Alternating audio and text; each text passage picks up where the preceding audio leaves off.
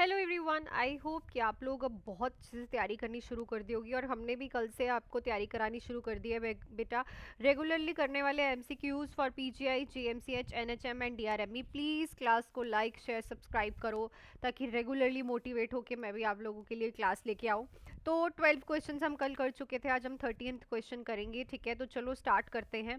Question है, patient with the liver cirrhosis develop altered mental status, which diet should the nurse question. तो patient है आपके पास liver cirrhosis वाला, altered mental status है, कौन सी diet यहाँ पे नर्स क्वेश्चन करेगी। ठीक है, सो लिवर सिरोसिस में अगर पेशेंट का मेंटल स्टेटस ऑल्टर्ड है, so this is the sign of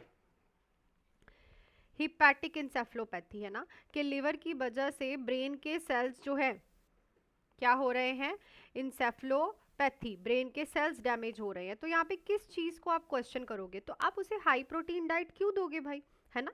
हम उसे हाई प्रोटीन डाइट क्यों देंगे, जब लिवर खराब है और अमोनिया ऑलरेडी इंक्रीज होके ब्रेन के सेल्स को डैमेज कर रही है भाई, तो फिर हम उसे प्रोटीन क्यों देंगे। क्योंकि जब आप प्रोटीन दोगे तो प्रोटीन भी अंदर जाके टूटेगा और अमोनिया लेवल, अमोनिया को रिलीज करेगा, प्रोटीन से ही तो अमोनिया बन रही है, और वो बढ़ेगा, और बढ़ेगा तो ऑटोमेटिकली पेशेंट को और ज़्यादा दिक्कत होगी। तो इस चीज़ को आप क्वेश्चन करने वाले हो इस डाइट को। ठीक है, चलो नेक्स्ट क्वेश्चन देखते हैं। Patient on mechanical ventilation suddenly become restless and develop absent breath sound on right side with the tracheal deviation to the left. The nurse should suspect. तो मैकेनिकल वेंटिलेशन पे patient है, ठीक है, restless हो गया, उसे एब्सेंट ब्रेथ साउंड हो रहा है राइट साइड पे, उसका ट्रेकिया डेविएटेड है लेफ्ट साइड को। नर्स क्या सस्पेक्ट करेगी, pulmonary oedema, tension pneumothorax, pleural effusion, atelectasis. तो it's a tension pneumothorax. Tension pneumothorax क्या होती है बेटा, कि क्या हुआ होगा कि पेशेंट के राइट साइड की जो प्लूरल कैविटी है उसमें एयर फिल हो गई होगी, जिसकी वजह से ट्रेकिया जो है लेफ्ट साइड को डेविएट कर गया है। सो यहाँ पे पेशेंट को क्या देखने को मिलेगा, टेंशन नीमोथोरेक्स।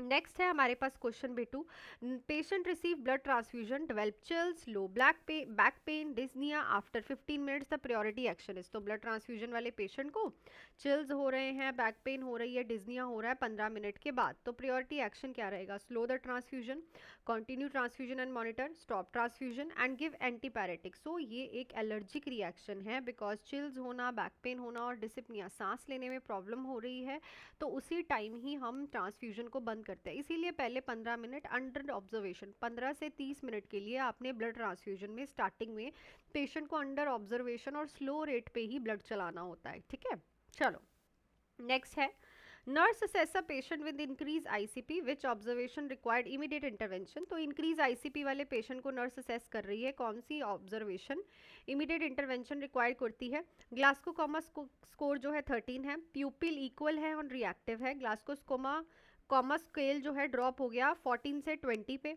और कंप्लेंट कर रहा है हेडेक की पेशेंट। तो अगर ग्लासको कॉमा स्केल 14 से सीधा 10 पे गिर गया, तो ऑब्वियसली यहाँ पे पेशेंट का जो लेवल ऑफ कॉन्शियसनेस है वो डिटीरियोरेट हो रहा है ना। सो पेशेंट और वर्जन ऑफ कंडीशन में जा रहा है, तो ये चीज़ जो है इमीडिएट एक्शन रिक्वायर करती है। नेक्स्ट है, patient with diabetic ketoacidosis is receiving insulin infusion, which finding indicate therapy is effective. तो डायबिटिक कीटोएसिडोसिस वाले पेशेंट को इंसुलिन इन्फ्यूजन चल रहा है, कौन सी फाइंडिंग इंडिकेट करेगी कि थेरेपी इफेक्टिव है। Serum potassium, blood glucose decrease gradually, respiratory rate increase, urine output decrease. तो ऑब्वियसली जब ग्लूकोज जो है वो डिक्रीज हो जाएगा ग्रेजुअली, तो दिस साइन के जो इंसुलिन आप दे रहे हो वो प्रॉपरली वर्क कर रही है ना। इंसुलिन देने का तो एक ही मतलब है, एक तो वो पोटाशियम को शिफ्ट करवाएगी सेल के अंदर, दूसरा वो ग्लूकोज लेवल्स को डिक्रीज करवाएगी। नेक्स्ट है, nurse is caring for a patient with cataract surgery, which action by the patient indicate need for further teaching. तो कैटरेक्ट सर्जरी के लिए आप पेशेंट की केयर कर रहे हो, कौन सा ऐसा एक्शन है जो कि पेशेंट का इंडिकेट करेगा कि हमें पेशेंट को और टीच करना पड़ेगा अभी। Avoid coughing, using stool softener, sleep on unaffected side, bending forward on a tie. देखो पेशेंट को यहाँ पे बेंडिंग करना, कफिंग करना, स्नीज करना कॉन्ट्रा इंडिकेटेड होता है, तो ये सारी चीज़ें तो ठीक है, पर अगर पेशेंट ये कह रहा है तो इट मीन्स उसे अभी टीच करने की नीड है। नेक्स्ट क्वेश्चन पे चलते हैं, उससे पहले बेटा जरूर जुड़िएगा, हमारे जो बेस्ट बैचेस इस टाइम चल रहे हैं प्ले स्टोर से, नर्सिंग एग्जाम कंटेंट मोहाली जो है ऐप डाउनलोड करके, ठीक है, या फिर आप लोग मुझे इस नंबर पे कॉल मैसेज भी कर सकते हो, ठीक है, या फिर प्ले स्टोर से आप ऐप डाउनलोड कर सकते हो 79732, और आप देख सकते हो बच्चों ने तैयारी करनी शुरू कर दी है। 3 मंथ्स का बैच है 1999, 6 मंथ्स का बैच है 3199। देख लीजिए एक बार, बच्चों ने हर एक तरह से मतलब दिन रात एक करना शुरू कर दिया है। अब सिर्फ वेट है एग्जाम का। और जो बच्चे अभी भी लगे पड़े हैं, मैम वैकेंसी कब आएगी, मैम वैकेंसी कब आएगी, ओ भैया वैकेंसी किसी भी टाइम आ सकती है, आप लोग ये क्यों नहीं समझते हो? आपकी तैयारी कैसी है टीचर को पूछना चाहिए, बल्कि आप पूछते रहते हो वैकेंसी कब आएगी। तो आप अपनी तैयारी पे जोर लगाओ, वैकेंसी तो आ ही जाएगी, किसी भी टाइम आने वाली है। तो जुड़ सकते हो 3 मंथ्स और 6 मंथ्स के बैच में। Nursing exam content Mohali app download भी कर सकते हो, और हर एक चीज़ आपके डाउट्स क्लियर किए जाएंगे। आपको फुल थ्योरी एमसीक्यूज के साथ करवाई जाएगी, टेस्ट होंगे, आपको पंजाबी का मटेरियल मिलेगा, और डाउट सोल्विंग स्पोर्ट जो है हमारी तरफ से दो बेस्ट है वो। ठीक है, आप देख सकते हो रिव्यूज बच्चों के सिलेक्शंस, तो जरूर जुड़िएगा। ठीक है, चलो नेक्स्ट चलते हैं। Patient with a severe preeclampsia receive magnesium sulfate which finding suggest toxicity। तो पेशेंट है सीवियर प्रीएक्लैम्सिया का, MgSO4 चल रही है, क्या सजेस्ट करेगा? टॉक्सिसिटी है। रेस्पिरेटरी रेट 10 है, बीपी 140/90 है, यूरिन आउटपुट 45 है, पल्स 90 है। सो अगर पेशेंट का रेस्पिरेटरी रेट कम हो रहा है, दो चीज़ें करता है, एक तो डीप टेंडन रिफ्लक्स को, ठीक है ना, डीप टेंडन रिफ्लक्स को लॉस करवाता है, दूसरे नंबर पे ये रेस्पिरेटरी रेट को कम करवाता है, तो ये साइन टॉक्सिसिटी का इशारा है। कैल्शियम ग्लूकोनेट जो है इसका एंटीडोट है। सो ये पीजीआई का फेवरेट क्वेश्चन होता है, which patient should the nurse assess first. सबसे पहले नर्स कौन सा पेशेंट असेस करेगी? तो ये आपके पास 4 पेशेंट दे दिए।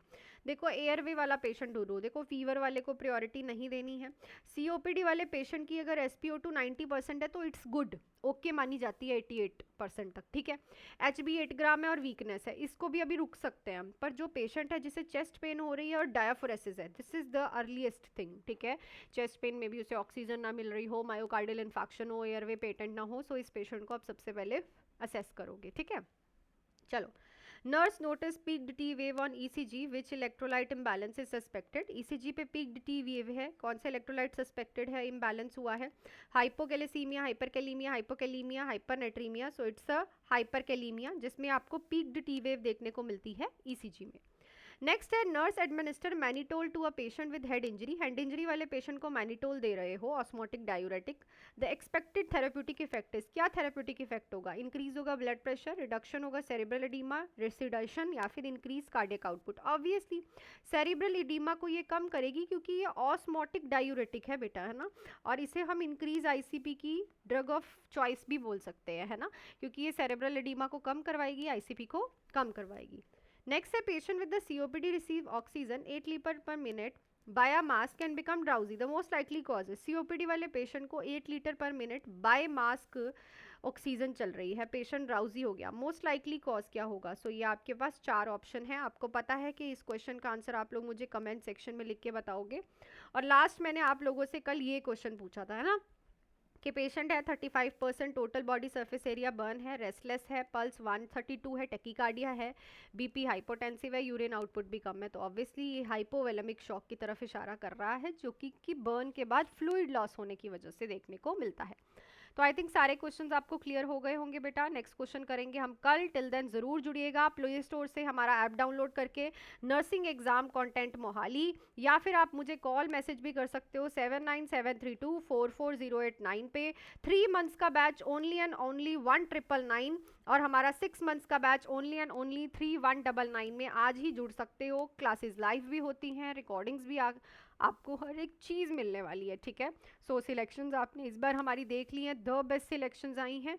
सो मिलती हूँ आपको नेक्स्ट क्लास में। Till then do hard work, make your parents proud and all the best.